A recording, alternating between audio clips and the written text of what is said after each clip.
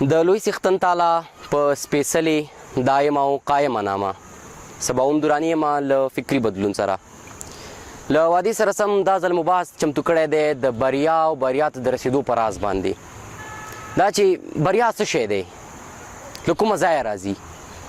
بریا بخت سره څه تړاو لري له پیسو دولت له دې سره څه تړاو لري بریا څوک موږ ته راکوي څوک څه شی دی د بریا دغه یو ګونګوسه ده موږ ته یو هیجان دی هر څوک غواړي بریالی شي خو نه پوهېږي چې څنګه بریالی شي هر څوک بریالیتوب غواړي خو د بریالیتوب په هغه طریقه نه پوهېږي چې څنګه بریالی شي ځینو ملګرو پوښتنه کړې وه چې څنګه څه وکړو په خپل ژوند کې تر څو بریالي شو که بریالي نه شو څه باید وکړو نور داسې مختلفې پوښتنې وي کومې لارې بریالیتوب د بریالیتوب راز و کیلي او ډېر څه پوښتنه کړې وه دغه ټولې پوښتنې به په نن بحث او راتلونکي بحث کې په پوره توګه حل شي په لومړي سر کې راځو چې دا بریا څه شی دی بریا بخت پورې څومره تعلق لري بریا ځینې خلکو عجیبه معنا کړې ده او عجیبه یې تشریح کړې ده خو زه خپله بریا دې ته وایم چې بریا هغه څه دي چې ته یې لاسته راوړل غواړي که یو څوک وغواړي چې پیسې لاسته راوړي پیسې لاسته راوړي دا بریالی دی که یو څوک وغواړي خپل عاید لوړ کړي او عاید یې لوړ شو دا بریالی دی که څوک وغواړي یو ښه دوکان ولري بریالی دی هر څه که هر څوک هر څه غواړي هغه بریالی دی نو اوس دلته خبره ستا د هدف ده ته څه شی غواړې چې په هغې کې بریالی شي ته یو دوکاندار غواړي یو ښه دوکان صرف ولري هغه بل څه ته ضرورت نه لري د هغې بریالیتوب دا نه دی چې هغه دې مشهور شي هغه صرف غواړي یو ښه دوکان ولري نو د هغې د همدغومره هدف دی او هغه هدف ته رسېدل د هغې بریا ده همداسې هر څوک مختلفې بریاوې لري دا چې زموږ هدف باید معلوم وي په ژوند کې نو د هدف ټاکل موږ ته مشکل دي هدف ستا ارمان دی ستا هیله ستا هدف دی هدف یې وټاکه پلان ورته جوړ کړه ځینې خلک ډېره غلطه مفکوره لري او هغه دا هغوی وایي چې دغه بریا چې ده دا یوازې بخت دی موږ ته بخت راکوي او بخت نشي کولی بخت نشي کولی تا ته هر څه راوړي راځئ مثال یې در کوم یو کرکټر یو د کرکټ یو پلیر هغه غواړي ځان یو ښه پلیر جوړ کړي هغه خواري کوي زیار وباسي یعنی ډېر زیات داسې کارونه کوي چې موږ یې نشو کولی هغه خپل د شپې خوبونه پرېږدي هغه هر څه پرېږدي صرف د څه دپاره چې هغه خپل هغه ارمان پوره کړي نو آیا که بخت ورکولی خو بخت به دې نه کور کې یو ښه پلیر جوړ کړی وی که نه بخت دلته کوم کار نه کوي دغه خیال پرېږدئ دغه د بخت خیال پرېږدئ بل د دې په هکله ډیوډ شوارتز هغه وایي چې هغه ډېر ښه لارې ښایي هغه وایي ته د علت او معلول قانون زده کړه په ساده ژبه یې درته وایم د کرلو او ریبلو قانون زده کړه ته هغه قانون زده کړه چې ته په هغې کې کرل او ریبل کې ته څه غواړې همغه به لاسته راوړي داسې نه کېږي چې ته غواړې یو څه لاسته راوړې بل څه ته کرلي دي غنم یو ریبي جوار دا امکان لري نه هر څه چې کېږي هر څه چې علت لري هغه معلول هم لري هر څه چې کرې همغه به ریبي دا خیال بافي پرېږدئ چې ګوندې پلانی سړی بریا ته رسېدلی او بخت رسولی دا امکان نه لري هیڅ امکان نه لري چې بریا ته رسېدل ستا بخت تا ورسوي ورسره راځو دا د بریا راز څه شی دی بریا څه راز بریا کوم راز غواړي تر څو بریالي شو د بریا راز زیار دی د بریا راز زیار دی دا د بریا کلي ده که تا سره کلي خو ته دروازه خلاصولی شي که نه یې ولاړ اوسه که ته کلي ولري نو ته کار پیل کړه زیار وباسه ستا طبیعت هم غواړي چې ته بریالی شي ستا په شاوخوا کې چې هر څه دي دا غواړي تا بریالی وویني ستا خپلوان ستا ملګري او هر څه چې دي هغه غواړي تا د یو بریالي شخص په توګه وګوري هغه غواړي تا وګوري چې ته په یو لوړ مقام کې یو هندي ارواپو ژوند ډېر ښه تشبیه کړی دی هغه وایي ژوند د کرکټ میدان ته ورته دی د کرکټ لوبې ته ورته دی خو د کرکټ هغه لوبه چې شاته د کیپر او کوم ویکټ نشته دی تا ته صرف بال کېږي ته یې میس کې تا ته ژوند چانس درکوي چانس درکوي ته یې میس کې یو وار تا ته چانس درکوي ته یې میس کې ته یا ویده یې یا د پام نشته او یا زیار نه وباسي خو د هغه د ژوند درکړل شوي فرصتونه ته میس کوې خو چې د میس کړه بیا څه وکړو که مو فرصت میس کړه بیا څه وکړو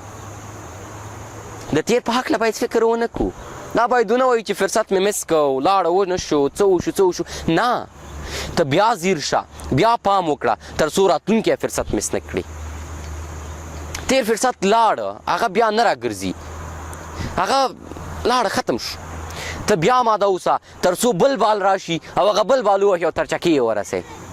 تا د بل فرصت درکول شي او ته په دغه فرصت کې بریالی شي بله خبره د بریا د راز په هکله د یو مشهور میلیاردر د امریکا یو مشهور میلیاردر د ایچ ایل وانت په نامه له هغې څخه پوښتنه وشوه چې د بریا راز مو څه دی هغه د بریالیتوب لپاره داسې یو هیجاني شخص و هر چا ویل چې باید سړی که بریالی کېږي باید د وانت په شکل بریالی شي د هغې څخه پوښتنه وشوه چې د بریا راز څه دی هغې 3 نقطې وښودي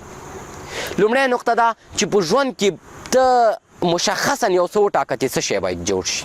اول هدف ته یو څه وټاکه په دویم هدف کې ته باید د هغې هدف لپاره څومره څه ورکولی شي ته څومره قرباني ورکولی شي د هغه هدف د ترلاسه کولو لپاره ته څومره بدله ورکولی شي که ته یو څه اخیستل غواړي د هغې دپاره ته څومره پیسې ورکولی شي تر څو هغه څه لاسته راوړي بیا په دریم قدم کې هغه څه په کومه بیه چې دې ورسره منلې ده او کومه بیه غواړې پرې کړي هغه بیه ور پرې کړه بریالیتوب ته نو بریالیتوب به هم ستا وي د بریالیتوب په یو بل قسمت کې درته وایم چې بریالیتوب کوم تصادف نه دی بریالیتوب براین تریسی وایي بریالیتوب هیڅکله کوم تصادف او ماتې هیڅکله کوم توافق نه دی اتفاقي عمل نه دی ماتې په تصادف سره راپېښېږي خو که موږ د تصادف راپېښ شي نه باید زړه وبایلو موږ باید بیا هم د خپل هدف په لور سیده لاړ شو خو بریالیتوب توافق دی ته به د بریالیتوب سره توافق کوې تر څو ته بریالی شي بریالیتوب تا ته نه راځي ته به بریالیتوب ته ورځې ژوند تا ته فرصت درکوي خو ته باید دغه د ژوند د فرصتونو څخه استفاده وکړي لکه یو شی چې موږ بریالیتوب ته نه پرېږدي هغه زموږ ویره ده زموږ زیاتره وګړي ویره لري د ویره د څه شي لري دوی فکر کوي که چېرته دغه کار پیل کړم او زه په دغه کار کې ناکام شم بیا به خلک څه وایي که چېرته دغه کار پیل کړم او کار کې ناکام شم بیا به څه وایي له ماتې ویرېږي که شرمنده شم که څه شم دا د ژوند فرصتونه دي ته باید ترې استفاده وکړي ویره ختمه که ویره څنګه ختمیږي دوی په لنډ ډول وایي هر کار چې ورته وایي دوی د دې خاطره چې پکې د شرم څخه ځان خلاص کړي هغه شرم چې د دوی په نسبت شرم دی هغه شرم څخه ځان خلاص کړي نو دوی هر څه ته وایي زه یې نشم کولی ته یې کولی شي ته یې ولې کولی شي ځکه ته انسان یې ما په تیر ویډیوي بحث کې د مثبت فکر په اړخونو باندې غږېدلی وم تاسو کولی شئ د دغې بحث لپاره تیره ویډیو وګورئ